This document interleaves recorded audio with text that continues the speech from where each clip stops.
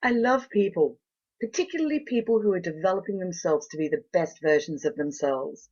I love those who are newly experiencing self-ownership and self-responsibility. And I love those who've been, well, doing the work forever. It's my humble privilege to connect with you through the Love Life podcast with gratitude, love, and a big squishy hug. Thanks for joining me. Welcome to Love Life, featuring your hosts Rebecca Detman and Jane Donovan. The sun shines bright as it moves across my face. I feel the light. I honor and celebrate my achievements. Welcome to Love Life. I'm Jane Donovan, and I'm thrilled to have you join me today. We have a very different type of podcast today. Over the past few weeks, I have had the pleasure of being on the phone and interviewing some of our gorgeous Love Life Tribe members. Now, these are Love Life listeners who most of them have followed us for many years, and I have posed a question to each of them. The question I posed is, complete this sentence. I am most proud of myself for. Now, the reason that I chose this question is that you gorgeous listeners are so highly evolved, highly conscious, high vibrational. And I know that to get there is an awful lot of work that each of you have done. And through that journey of self-ownership, self-discovery, healing the past, reframing, growing, becoming more conscious, living more conscious, sometimes we forget just how far we have come. And I want this episode to be about a big pat on the back. I want you to sit in that beautiful energy of achievement, of accomplishment, of feeling so good about yourself for everything that you have done that has led you to be the beautiful, highly conscious, high vibrational person that you are today. And I think the best way to do that is to celebrate the stories. So I have got for you some listeners' stories, their personal stories of what it is that they are most proud of and why they're most proud of it. Now, I would love to keep the conversation going. So if you would like to join our Love Life Tribe, it is a closed private group on Facebook. To do that, head to our Facebook page, which is facebook.com/Love Life Show. And then pinned, I think, at the top of the page is the link that you can click on that will put in a friend request to join the Love Life private group. And at the end of the day, really sit in your story. Sit in the whole way through, revisit it, go down memory lane. Remind yourself of the girl or boy that you were and just look at how far you've come. Nothing will be more motivational for you than to look at your own journey and to celebrate it, to honor it, if you wish to share it, because this is the evidence. This is the evidence that you have gathered that doing the work works, and it helps us to be the highest version, the most beautiful, loving version of ourselves that we can be. I'll be sharing with you my personal story at the end of the podcast, but for now, let's celebrate and honor the moments that our Love Life Tribe are most proud of. Thank you. Hi, I'm Amanda Tuckerman and I'm from Sydney, Australia. I'm most proud of myself for the commitment that I have made to growing myself and really having that courage to face my shadow side and go real deep into what is there. So it's not always pretty, as we all know, and it's not always, we don't always find things in there that we're necessarily proud of, and it's an ongoing relationship to get to know that side just as much as it is to get to know any other side of us, and it just sometimes feels that that side to look at is quite overwhelming, and it has felt like that at times, but now coming a little bit out on the other side of it where I kind of know a little bit more how to handle that side. And the biggest thing I think is acceptance of that side, because once I accepted it and just thought, well, that's there and I'll deal with things as they come up. That actually made it so much easier. But the courage to actually face whatever comes up head on and that commitment to growth is what I'm most proud of, because I can see it working. Beautifully said. Absolutely gorgeous, Amanda. The commitment to growth, the commitment to self-development is pivotal in every single person I've ever spoken to's happiness. Those who commit do grow, and through the growth, they do gain greater happiness. And, sometimes in my coaching practice, particularly if I'm working with people that they've come to me through a desire, as a matchmaker rather than them coming to me as a coach, it's like I'm putting my finger in their onion and wanting to peel the very first layer for them to help them to start their self-awareness journey. And it can be a tough thing to motivate people to start on that. But boy, once you start, you kind of can't stop, can you? Because you just do get better and better. So I absolutely applaud you that you fully should be incredibly proud of your commitment to growing yourself. I want to also ask, shadow work does take huge courage initially. And I agree with you 100% when you said, sometimes there's stuff to own that we're not proud of. It's so easy to say, oh, I'm kind, loving, giving, generous, loyal, trustworthy, yeah. That's all great. However, can you say that you're arrogant, opinionated, judgmental, blah, blah, blah, and still be okay with yourself? And yet that's the key to the freedom, isn't it, is to own that shadow side and know that, well, that's just part of me and I have to love that as much as anything. I keep it on a tight leash now, and I know as soon as it's starting to play up, I know the little games that she tries to play with me now, and it truly is where the freedom lies. And that first step is the hardest for anyone, and I see the fear on people's faces now when they're at that beginning point where it's like you just need to face your shadow side. And I can see that they're doing so much to avoid it and so much to try and find an answer somewhere else. But until you face it head on and dive in deep and, pull off an onion skin, but even go in deep and grab a whole root out at a time, I guess it's strong. But until you do that, you won't really see any change, I don't think. I agree with you on that. Now, did you have a moment?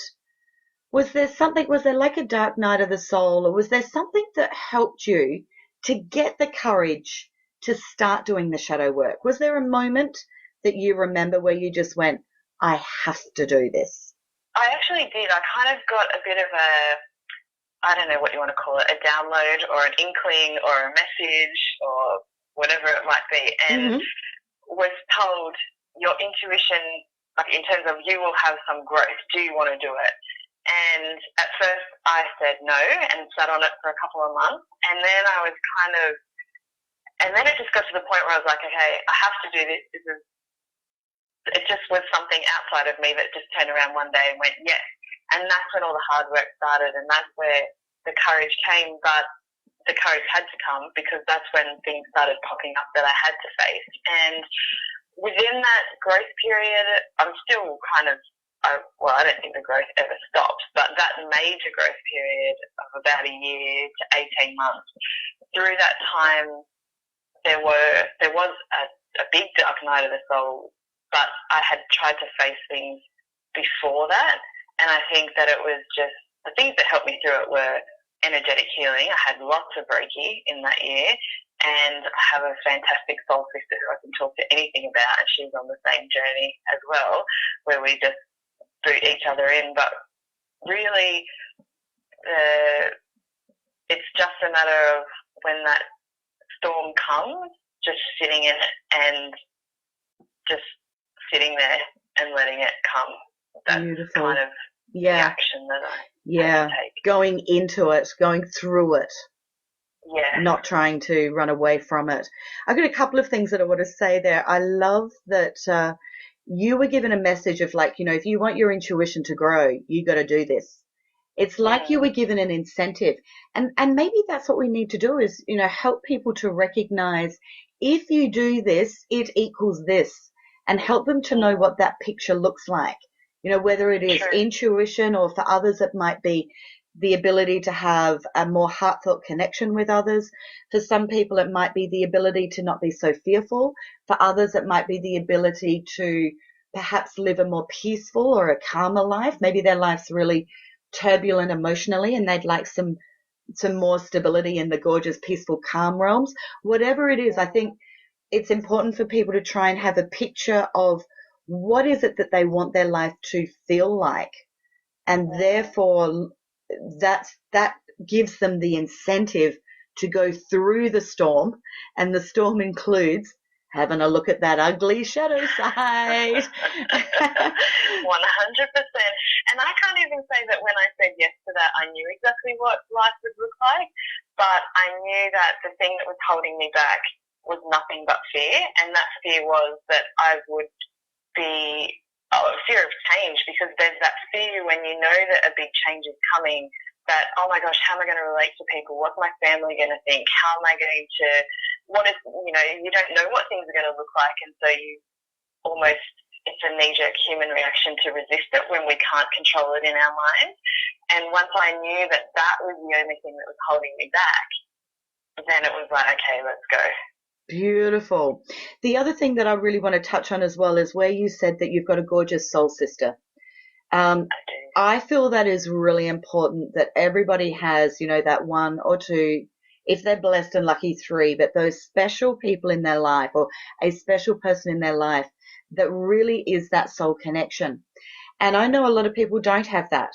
Particularly, I do a lot of work with highly sensitive people, and often when they're first hearing this about themselves for the first time, that they're a HSP, they realize that they actually don't have anybody in their life that gets them. It is important to have that support. And so we've created the Love Life Tribe private group on Facebook. And that is one of the many reasons that I originally created that tribe. So if anybody is feeling like, I wish I had that person that I could connect with on a soul level, as a friend, to have these conversations with and to support each other with, please put in a request on Facebook. Go to our Facebook page, which is facebook.com/lovelifeshow. And then there's a link in there where you can put a request in to join the closed group. And the intent of that group is so loving and supportive. There are people all around the world that are meeting up through there for lunches and Skyping each other. And even if you're not in the same city, these days it's easy to have a soul connection with somebody that's elsewhere. Two of my best friends, one lives 8-hour, 10-hour drive away, and another lives about a 2-hour drive away. So most of my connections are on the phone or Skype, so it's perfect. It's so easy now. It is so easy, isn't it? It is. I'm constantly amazed on that Facebook page. You see someone write a post, and within 15 minutes, there's answers flowing in. So and the answers are so loving, aren't they? They're so loving and accepting.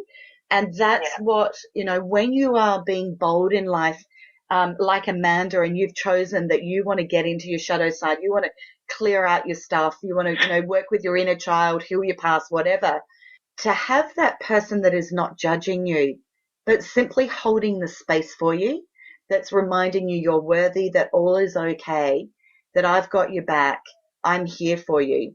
It's just divine. So thank you so much for sharing your story of what you're most proud of, Amanda, because I think there'll be a lot of people that will relate to this, and you've given them some good tips and tools here to help them to move through it. So thank you so much. Not a problem. Hi, I'm Mark, and I'm from Melbourne, Australia. Proud of myself for the person that I've become today. I'm an expression of love and kindness.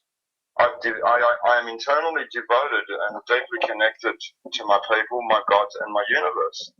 I really feel that I've sought a way to serve to myself and to others, and that obviously is very based around the love and energy of my inner circle, people that I associate with every day. I'm very devoted to my people, and I love helping them, and this has been a massive part of my amazing journey, and I've grown internally, emotionally, And I don't really like using words like spiritually, like loaded terms like that. So I will use the word deeply, so growth internally, emotionally, deeply, has been a big part, going down, life's many pathways I've travelled to get here. I've been down lots of roads, lots of freeways, and I've learned to call them life pathways.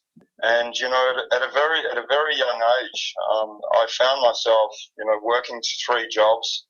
And one night on the way home from work, I drove underneath a semi-trailer, and I woke up in hospital, and I had busted legs, busted arms, post-traumatic amnesia. So I'd lost my mind, I'd lost my memory, and I'd had open heart surgery. I was on life support. So basically, I'd smashed all. I didn't have any teeth in my mouth, and I was pretty much. I didn't know whether I was going to come through this, and I obviously outside of this incident, I was in hospital. I was hospitalised for around 2 years, and through this experience, I had my first taste of what it's actually like walking down death's corridor. And if I could explain that to you, it's a moment in my life, probably in my unconscious life, or I could say, or semi-unconscious life, where I travelled down, this grey tunnel, and at the end of this tunnel there was a guy, and he had a grey beard, a long grey beard, and it had parts of black in it, like black hair. So That's actually the salt and pepper. So that's the colour of my hair, actually, believe it or not, salt and pepper. Because as a result, get this, I actually never thought of this, but right now as I'm thinking of it, since that car accident, I went salt and pepper in the head. Do you think that might have been your higher self that you met? Oh, that's an interesting. No, I don't. I don't, because I felt a connection with this person at the end of this tunnel. You felt no connection, did you say? No, a massive connection. A massive connection. That's why I think it could potentially be your higher self. But it doesn't matter who it is, what sort of entity it is. So you felt this amazing connection. And what happened from then? He looked at me, and I was in a very nasty state. So I was in the road trauma unit in the Alfred Hospital.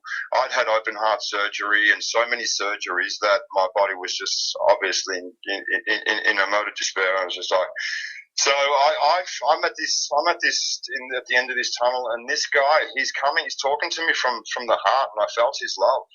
And he goes, dude, this is serious business. Don't go any further. Don't. Wow. And he's like, seriously, don't go any further.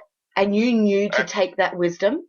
Well, semi-consciously, I was like very aware in my sleep, in a deep sleep. And I stopped, and I went to go forward, and he was almost like a protector and an advisor at the same time.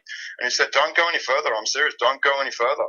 And I turned around, and I came back, and then I woke up, and I was sick, and I was holding, those triangles on top of your bed in the hospitals? Yes.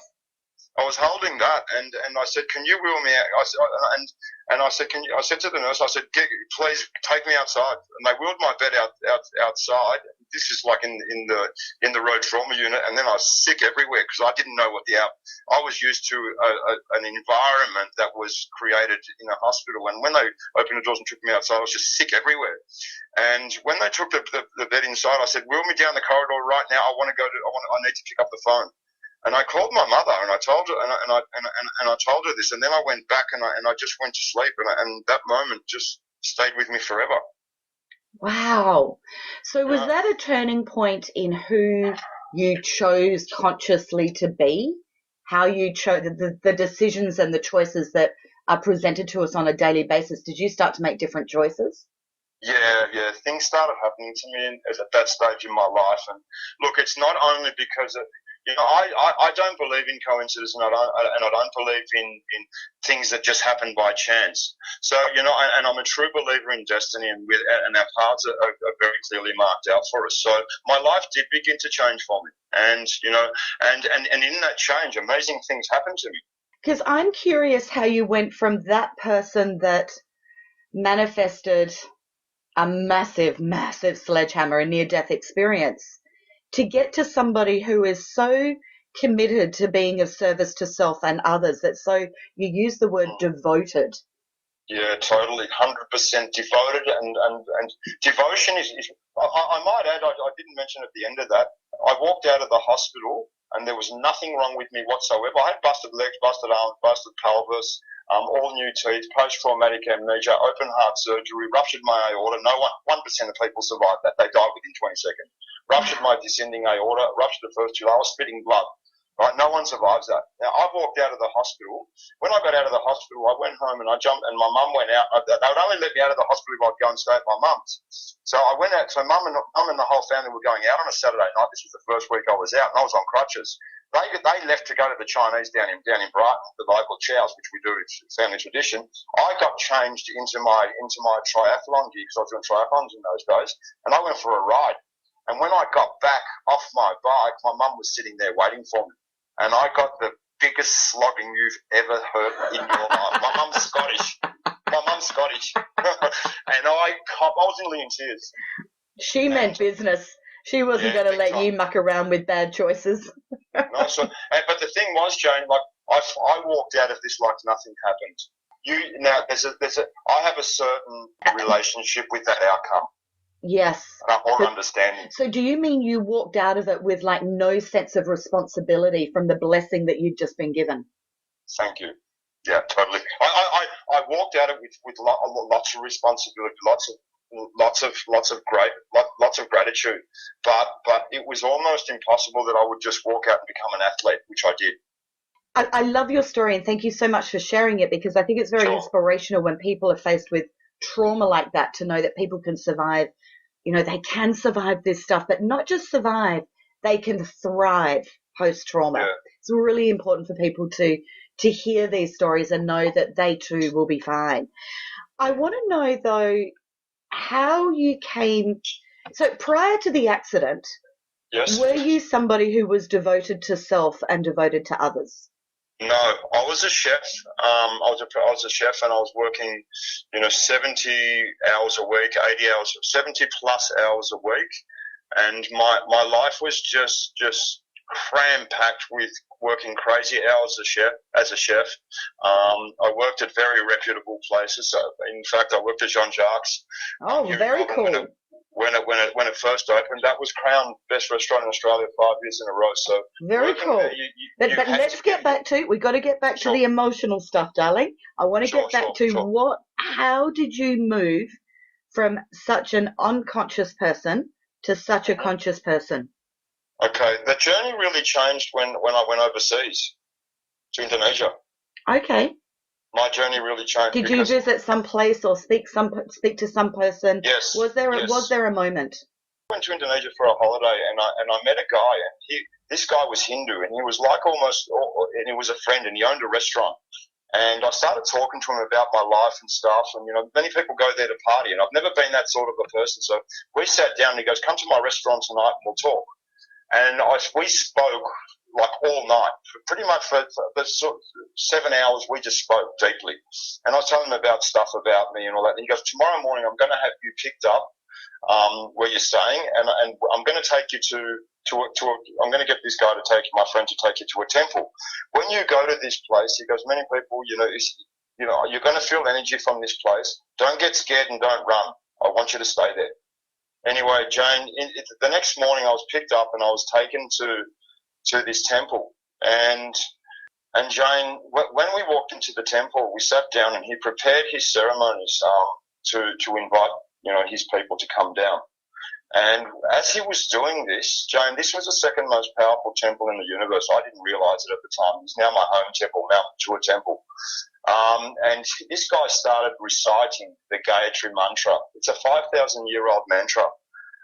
And all of a sudden, when he was reciting this mantra, my hair was standing on end. Wow. And then he looked at me, and he had a long face with bloodshot eyes. And he said, "Now you can." He was reciting the Gayatri Mantra. He was bringing down his people to be in our circle. Beautiful.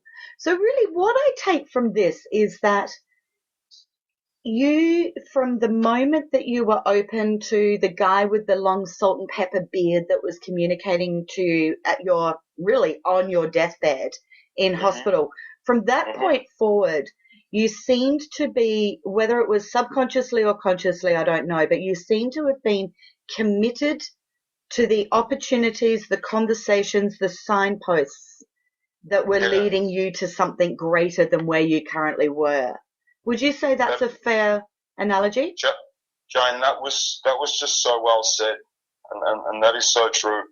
So I feel like, to summarize, what you are most proud of, you're most proud of the fact that you are such a ball of love and kindness, that, you're connected to God's universe, I think were your words, that you are committed to a devotion to serve to self and others. Yeah. However, that has come about as a result of a deeper commitment to following a path that perhaps is predestined for you, looking for those signposts, stepping up, having that conversation, hit the path roads in life and check in with your gut and go the way that you want to go. Would you say that's the gift from the moments that you're most proud of? Jane, that's absolutely. I couldn't have put it better myself. Absolutely, 100%. Beautiful. After my car accident, I actually, one thing I probably didn't mention is, my center and my inner being was in a state of sadness because I'd punished my body was punished so severely. I didn't have a girlfriend at the time, and I don't know. There's a difference between having your mum there and having a girlfriend. Yes, absolutely. Having a woman there wrapped around you. Yes. Saying, darling, I love you. And there's a difference. So I had no one. And when I come outside of this whole, arrangement of hospital and all that sort of stuff, I turned, this was inevitable for me to happen. And I embraced these moments that happened to me. And I've ever since, I've not stopped embracing these moments. And I've been back to these places, 60, 70 times, Joan. Wow. Thank you so much for sharing your story, Mark. I'm sure that our gorgeous Love Life listeners are going to be very inspired by it. And the take-home message is to really keep your eye out for the signs. You are being guided every which way. You just got to be willing to see the signs and step up and say yes. Thanks, Mark. Yeah, totally. You're welcome. I'm Catherine. I'm from Hastings in the UK. I am proud of myself for actually being stronger than anyone else ever imagined I would be. I'm independent and I'm individual and I stand on my own 2 feet, and I'm really proud of my resilience. You've got some really cool qualities there. So you've got strength, you've got individualism, independence, and resilience. So where did you get the courage to be an individual? Because that's something that lots of people really struggle with wanting to be their own unique version of themselves. It's not an easy thing to be an individual. How did you get to be an individual? I think that when I was at school, I always wanted to be in the cool crowd with the cool kids and stuff like that, but I always felt a little bit intimidated. So I tended to just, I ended up being friends with other people who were a little bit more individual or perhaps a little bit different. And that kind of gave me a bit more strength to be just me. And then as I got a bit older, I think I just stopped caring as much about what other people thought. So I didn't worry about people's judgment as much. I kind of just let that go a little bit. So it's like that in the teenage years, it was such a gift to not be a part of the cool group, because as we all know now as adults, the cool group is just the cookie cutters, those that are all, trying to do it the same. And do you feel that therefore hanging out with children that perhaps did have a difference, you were in the energy of them as well as yourself, where you knew that judgments were already coming at you, perhaps from the cool kids or from other people, where you started to build resilience early on to getting used to people having opinions and having judgments about you, that you were almost forced to not care back then? I think you're right. I mean, I really admired those people. I think I was very lucky. I admired those people because they seemed so free. So when I started to learn from them just how to be me in my own right, then that felt better for me. That felt more in alignment with who I was. And that kind of taught me, so from the positive reaction, that taught me to develop that more and to kind of grow in that area. But the other thing that I noticed is I've always had a very good ability to be a bit of a chameleon. So I can hold my own with the cool kids. So I'm able to go and, chat with them and connect with them. And then I'm able to go to sort of, people from different backgrounds and people from different cultures. It's a skill of mine to be able to fit into their vibe very quickly. And I think I've ended up using that as a benefit for me. I can go to work and I can be in the office and I can be with people who are very professional, and then I can go home and go to the pub at the weekend and hang out with, some of my fishermen. We've got a very strong fishing community, and I can have a laugh with them.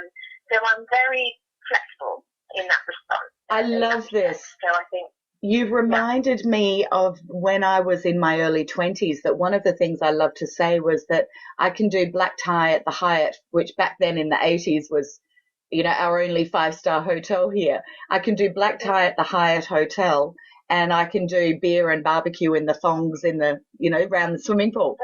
And I always felt really proud of that. I'm going to share that. I hope you don't mind me sharing this, but you too are a highly sensitive person, aren't you, Catherine? Yes.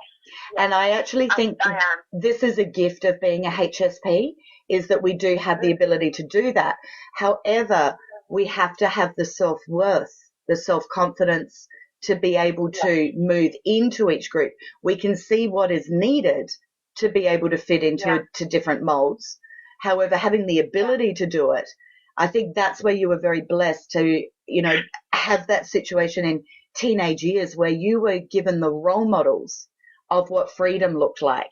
And that became such a big incentive for you to move through your fears and to start to build resilience so that you could be that individual, strong individual. I think it's a fine line. So when I was a lot younger, I think I was using that ability. So it's simple. It's just, being able to read people very quickly and being able to tap into how they feel and where they're coming from and mimic it and bounce it back to them. But when I was younger, I was doing that from I want to please people. So I want to fit in with you. You're the people I'm connecting with in this moment. I really want your approval. And then as I've gotten older, it is now just, I think it's not just, hey, you're really interesting. I want to get to know you a bit more and find out about you. So I'm going to make you feel comfortable by sort of tapping into your energy and I don't use it. It's different motivators. I'm coming to a different place, if that makes sense. Yeah, it does, very much so. So that initial thing of needing approval, but then you have the shift to, actually, I don't need your approval. I need my own approval. And my own approval is that I feel good when I make other people feel comfortable. And I think I've shared on other podcasts that really, to me, that's one of the highest, most elegant forms of socializing, is to be able to make other people feel comfortable is such a kind gift to share, because we all want to feel comfortable and we don't want to feel uncomfortable. And the people that make us feel uncomfortable, of course, they're just showing their own stuff, their own shadow side. But it's so self-empowering when you can cross over from the I want your approval to I'm going to give you a gift. Enjoy it. It's just, Yeah, and it allows you to step in and out of different social arenas as pleases you, which is, again, self-empowering, isn't it, to have that tool to be able to go, okay, well, I could fit in with these cool kids if I want to, but you know what, there's not really much in it for me today. I don't feel like it. I'm not going to. I'm not going to be rude. I'll be polite. I'll make them feel comfortable, but then I'm disappearing.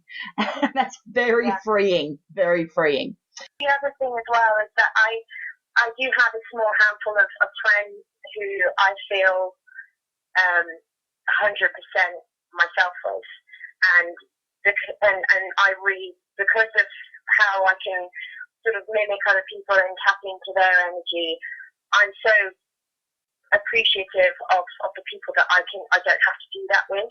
Blessing. Yes, it's so important for highly sensitive people. Their real inner circle, those 2 or 3 really good people around them, that they can completely relax in the empath skill, because otherwise it is exhausting, isn't it? Catherine, congratulations. I think that you should feel very proud of yourself for being, strong individual with independence and great resilience. Kudos to you, darling. Kudos. Thank you. Hi, I'm Rebecca. I'm from Gunnedah in northern New South Wales. Rebecca, can you complete the sentence for me, please? I am most proud of myself for taking the steps of self-improvement, facing those dark sides of yourself and accepting that I play a part in some of the negative things that have happened to me in my life. It's not an easy lesson, is it, in life, to actually have that self-ownership that I played a role in this rubbish that I've just manifested? Not at all. And I think there's been times that absolutely pulled me apart, that I had to sit back and go, oh my God, I created that environment, I created that situation, or I contributed to it as well, because I think we all see ourselves as the victim and we just have this, you did that to me, you did that to me. So changing my language, my internal dialogue to face that was really tough, and it took me ages to do. And I'm still working on it, to be honest. I think that when we've got life lessons like this to learn, I don't think we ever fully master it. I think that what happens is that it's a pattern that we notice that we've been living with our entire life. And that as we become conscious of it, and as we develop and learn and practice new tools to be able to act in a different way or feel in a different way, we still have those moments where we fall back into the old pattern. But I think the difference is that when you do kind of relapse, for want of a better word, the period of time that you're in that relapse is much shorter than it used to be. And I think the other thing that happens is that the gaps between relapses gets longer. Would you say that's what you found has happened in your life? Yeah, I totally agree with that. And it's been much easier to have those reflections and things that have happened and highlight where the issues are that you've created, and then deal with those, rather than months and months down the track you're still going, I can't believe that person did that thing to me, and enjoy the rest of my life, basically. It gives you the peace in between the episodes, doesn't it? Oh, yeah. And as that gap gets longer, you therefore live by default naturally in greater peace. Yeah, because I was a stew. I'd stew on things for months, and I'd tell all my friends about it, and I'm sure they're sick of hearing about my victim stories. I have a bit of advice around victim stories. If you feel that you have to tell more than 3 people, you're stuck in it. Yes. And that's where you're attached to it and you are not owning it at all. And I look at my own behavior in the past, and years ago, I'd tell every person that wanted to hear my pity party story, my poor me story. And, the more people that you tell vibrationally, the more that you are actually living in it instead of moving through it. But Rebecca, how did you get to that point where you had that clarity of, hang on, am I the common denominator here? Could I be doing this differently? How did that moment come to you? Do you remember? I do. And look, it wasn't like that. I had that moment and then everything changed. It was a very long journey to get to where I am now. I'm very fortunate in a way that I have a husband who's diagnosed with depression. He's a wonderful, wonderful man. But when we started looking at things for him to do to improve his life beyond medication, it really turned the spotlight on myself and it's how I may be contributing to his episodes, let's say, or maybe there's things that I'm pointing the finger at him that he needs to change. In actual fact, it's pointing in the wrong direction. So we went down certain paths for self-love, self-healing, and I did those journeys with him. So that's basically, and I've met some fabulous people through this process, and that's basically where my journey started and where I got to where I am now. one of the things I'd love to comment on is that the relationships that we have, those that we love, those that we are closest to, be it, your husband, or whether it's close friends or family members, etc. The people we have the closest relationships to, they are our signposts in life. And so it's such a blessing when you've got a gorgeous husband I'm sorry that he's gone through depression. However, that it really is the gift to you as well. And it's a gift to both of you if you've got that self-ownership. So what a gift. Once again, a story that could have been of tragedy, a victim story of, my beautiful husband who I love dearly is suffering from depression and life's really hard, versus, oh my gosh, the biggest gift has been given to me in this trauma, because I now realized through the therapy that he was forced to go through, that I have also gone through. I've got self-ownership. I mean, amazing, wonderful gifts. We have to go into the dark night of the soul, don't we, to get those most prized gifts. And this is something that I say to other people when they've talked to me about it. I was only just having a conversation with my sister the other day, and I just said, if it wasn't Simon and me needing someone like him, I think I could have been a very selfish person, because I had to look at myself in the way that I contributed to our relationship. Either that, or I'm a miserable person living a horrible life, and that's really not an outcome that I want. Who does? That exactly, nobody does. Wow, that is such an inspirational story. Rebecca, thank you so much for sharing that. And I just want to add as well that I love when you said, the finger pointing, it came right back at you.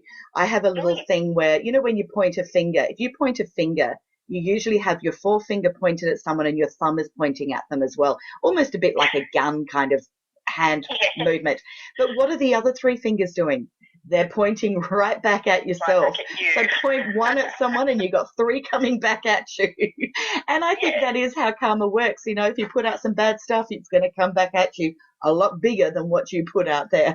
But look, and that's it, a lot bigger than what you put out there. That is so true. And of course, that saying works in reverse, doesn't it? That if you put love out there, if you point the finger of love, acceptance, joy, support, compassion, empathy, you are going to get that 3 times coming back at you. Exactly.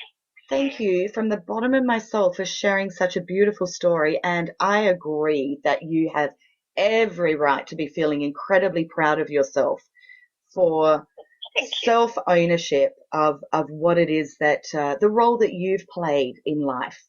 And I know that your life from this point forward is just going to be full of blessings and gorgeous, yummy stuff, and sending you love and all our best wishes to your gorgeous husband. Thank you. It's still a work in progress. Life is. It doesn't stop till the day we cross over to that next dimension. Hi, I'm Peter and I'm from Canberra. Yeah, so I am most proud of myself for, I guess, the way that I got through a marriage separation and then divorce. I suppose the evidence of that is just, how well the kids are doing now. And I kind of look at a whole lot of friends, a whole lot of male friends all went through the same thing at the exact same time, although 12 months. A lot of them ended up nasty. Most of them don't talk to their ex-partners. And I have a very strong relationship with my ex-wife, and the kids are flourishing.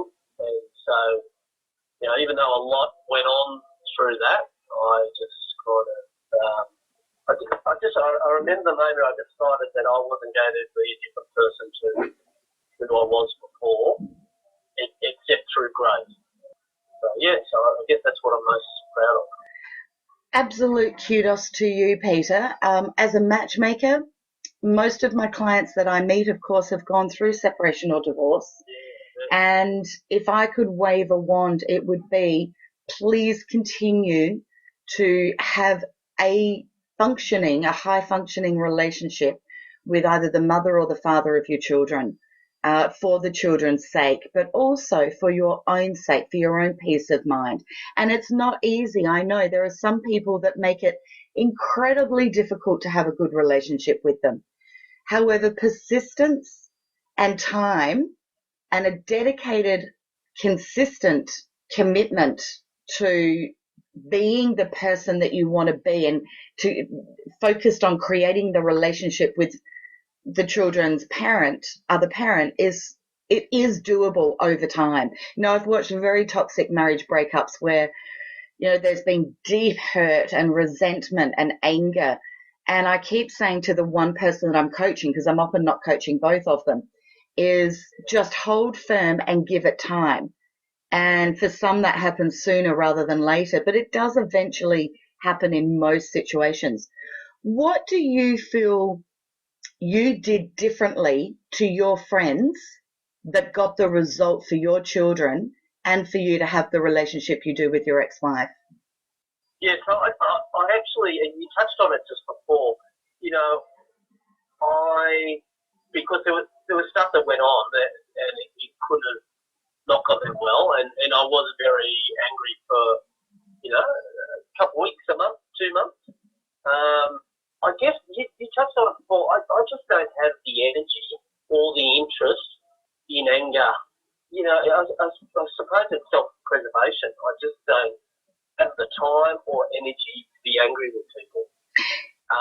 And then I just decided I wasn't going to be, so I'm a happy, fun sort of person. I wasn't going to be anything different to that. And then I also realised that their stuff, my ex-wife stuff, was about them. It wasn't about me. So I was just able to let go of all that. But really, parenting is very important to me, and I just made the decision that my children weren't going to be worse off as a result of it. So again, we come back to that word intent. What is your intent in a marriage separation or a marriage divorce?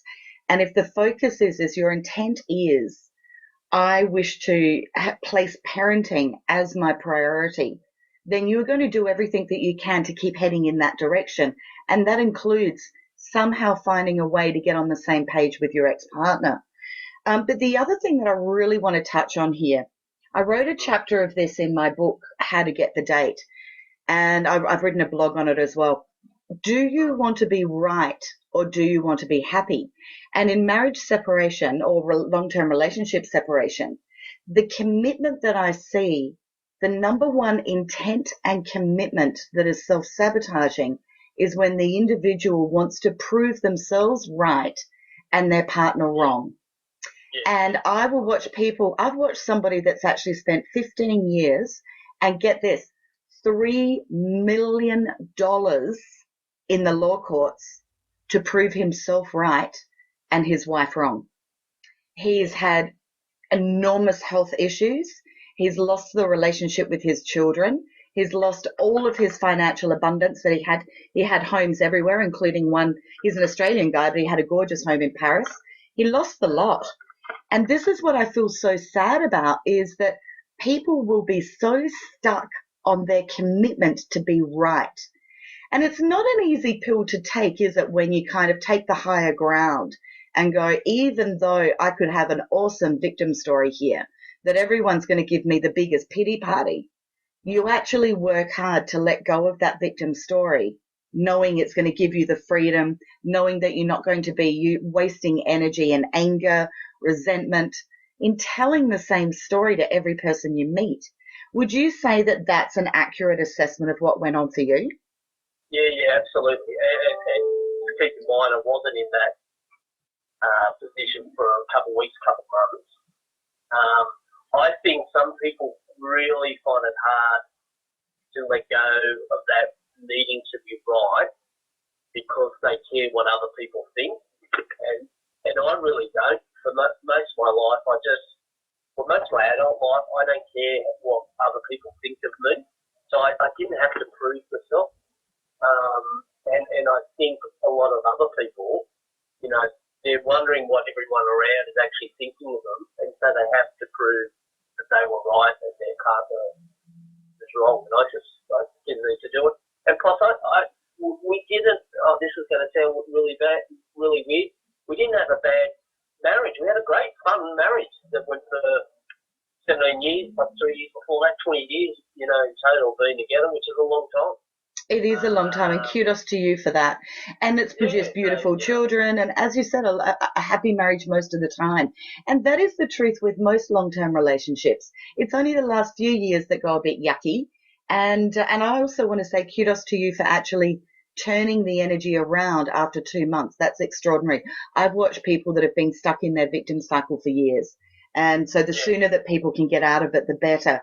But I want to give a tip here for anybody that's listening that's either considering ending a long-term relationship, or they are in the middle of a separation and they're trying to get a relationship on track, or if they are caring a lot about what other people are feeling or thinking or saying, it really needs to be a statement that's about you, not about your marriage.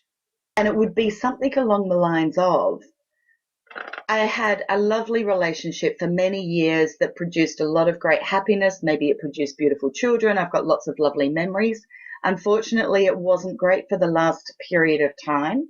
That said, I am hurt and I am processing a lot of things, as I am sure my partner is. And I thank you for understanding that I'm moving forward. That's it. It's that simple. You're not getting into the nitty-gritty of he said, she said, they said. And therefore you actually let your friends off the hook, that they don't have to take sides any longer. So I want to thank you, Peter. That is such a great thing to be very proud of. And the fact your children are thriving is no small gift. It's a massive, it's the biggest gift that you could give them, because it's not easy for children when parents separate.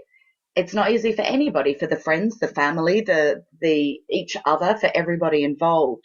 And you bring up such good points about setting your intention for what it is that you want moving forward from the relationship ending, and then really finding a way to be happy rather than being right, and get rid of that victim story and make a consistent commitment to your intent. Thank you for sharing. Beautiful, gorgeous Rubia, who's originally from Brazil, which is fabulous and exotic to a girl from Adelaide. However, you're now in Brisbane, and I thank you as part of the Love Life Tribe for joining us. Complete the sentence. I am proud of myself for. I am proud of myself for going after everything I want to achieve in life, and I never stop until I get it. Seeing that I'm really, really proud of myself for being like that. That's awesome. So you're a very determined lady that doesn't give up, and you find that, if a challenge comes along, it's just a challenge. So you must have a very good mindset to be able to push through the fear. Yes. I've gone through a few things through life that made me stronger. I chose the path of choosing the path to be stronger rather than the path of being a victim and shit happens to me. And it's amazing. It makes life so much easier, and I never stop. I'll just go for it, and I have a good time while I'm going for it.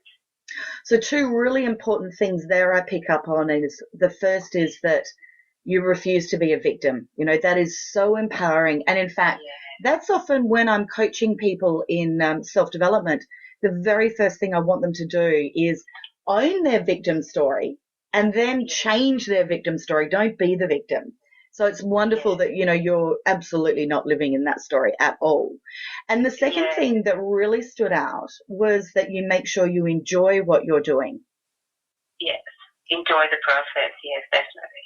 So even if it gets tough or you're thrown, life throws you curveballs often, you make sure that you find, how do you get to the enjoyment part? Do you find the positive, or do you view the challenge as a joyful process? How do you do that? I used to be a big victim, so that's a big thing, like you said, a lot of people. But I usually just go, I watch my thoughts, and I'm like, okay, this is what's happening to you. There is a reason why this is happening to you. And I usually connect with my gut feeling, and I get a really powerful message usually, in my mind, and I get that feeling that, okay, this is happening for a reason. And so I just go with it. I said, okay, I'm just going to go at work, for example. Recently, my boss said, we're going to have to keep you on part-time. You can't go back to full-time. I said, look, that's no problem. I'm going to keep studying. I'm going to do what I love. I'm going to do other things. Then she came back to me and said, actually, we can give you some hours. So I could have gone really depressed and hating work and not liking it. And she was actually surprised with my reaction. I said, it's just the way that it is. I don't have any power to change this. It is it's something that's outside my control. So I'm going to do the best I can the way that I will react when things happen to me. Beautifully said. So 2 more things that I've picked up on that you utilize to be able to live life this way is that you listen to your gut feeling, you listen to your intuition. Yeah. And that's so important. And the second thing is where there is always a reason why things are the way they are. And if we can find that reason, it's so self-empowering. And that stops us from feeling powerless, doesn't it? Yes. It's so much easier. Life is so much easier when you just accept things the way that they are.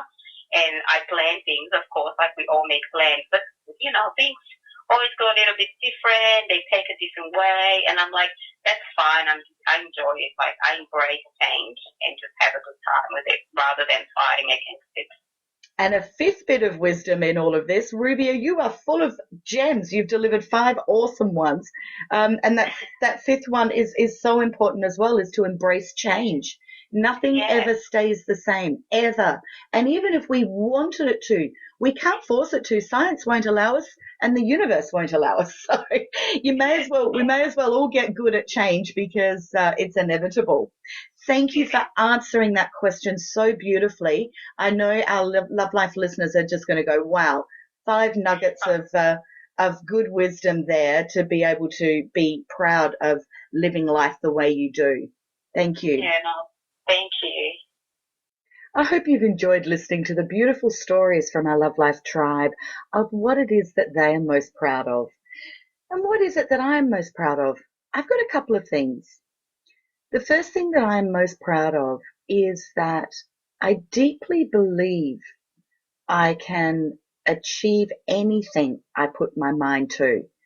And that might sound quite simplistic because perhaps lots of people feel that way. However, this has been something that I've actually had from very early childhood. And I do want to thank my mum and dad for that. One of the gifts that they gave me was a real deep belief that I can have experience and achieve anything that I put my mind, my heart, and my soul to. And that belief set me up to be able to live a very bold life. I was quite into doing what people would say, you can't do that. Don't do that. Who do you think you are? It won't work. From a really young age, very young.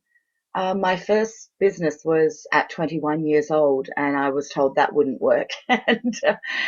And in a way back then, they were kind of like fighting words. It was a bit like, really? You really think that will watch me? And it became a challenge. Now, I don't think these days, 3 decades later, that that's a great motivation to just do something because you want to prove someone wrong. However, the true belief in myself was there. It involves persistence. It involves a deep belief that we are all capable of anything. It's not just me. It's not just a few people. It's not the chosen ones. It's not those that got touched on the shoulder by a fairy that said, yes, you shall be granted the lucky path or the easy path. This really is for anybody. The key, however, is always passion.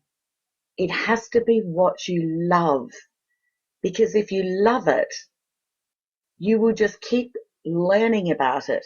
It will be effortless and easy for you to become a master of it. And then if you choose and you remain in the zone of passion, it will move you into a zone of genius where you really are a master of whatever it is that you've done. So therefore, we really can do an experience and have whatever it is we really desire. So it's that deep belief that the universe is magic, that we are magic, that we are one and we are connected, and that we have unlimited resources that we can tap into. There is no shortage of anything that is wanted in this planet. We just have to really believe that. And so I'm really proud of the fact that I have maintained the belief that my parents instilled in me, because life does throw us curveballs, and we do have perceived failure. We do have experiences that turn out in a different way to what it was that we desire. And yet I still held firm in the belief that I could do it in whatever it was I turned my hand to.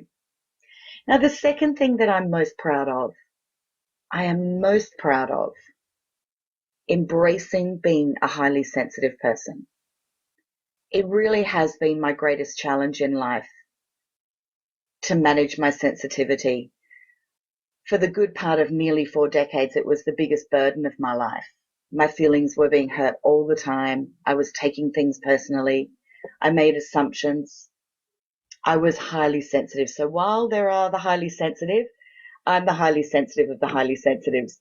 My birth numbers are 33-6, which means the 3 is about sensitivity and expression.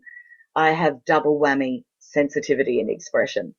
However, I am most proud that I recognized first off that I am highly sensitive. I'm so blessed that I found Dr. Elaine Aron's research back in the early 2000s. And I am proud of myself for owning that and not letting it be a fault, a huge fault in me, but recognizing that this is just the way I am. And if I know myself, I can understand myself. And if I can understand myself, I can manage myself. And if I can manage myself, I can embrace myself. So they are my 2 things that I am most proud of. And I hope that you too, through listening to all of our stories, are taking the time to really think deeply about what it is that you are most proud of. Because it is so important that we take the time to celebrate our journeys, the time to recognize our expansion of self. Take the time to realize just how good life is now compared to how it was back then. And I guess it's really that age-old thing that people have always said, would you swap youth for the wisdom that you have now? And my answer is no, never, not ever.